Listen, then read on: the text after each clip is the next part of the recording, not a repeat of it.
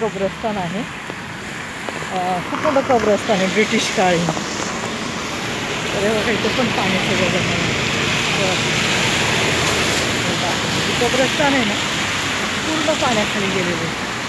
म्हणजे बघा नदी कुठं, पाणी कुठं, कब्रस्तान कुठं. हे बघा पाणी, बघा सगळं कब्रस्तानात पाणी चाललेलं आहे. अजून थोडंसं पुढे जाऊया आपण.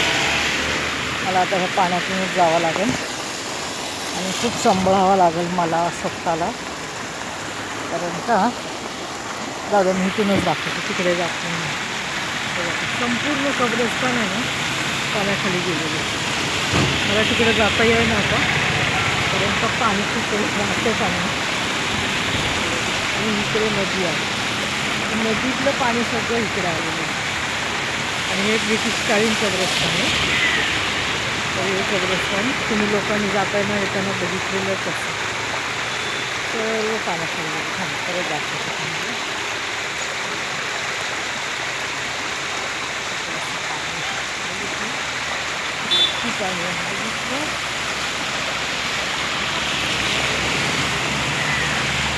पाणी बघा किती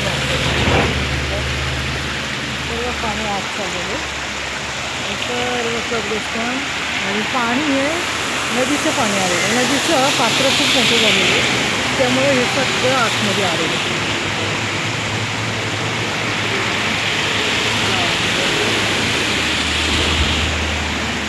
तर असं आहे आता पावसाचं स्वरूप.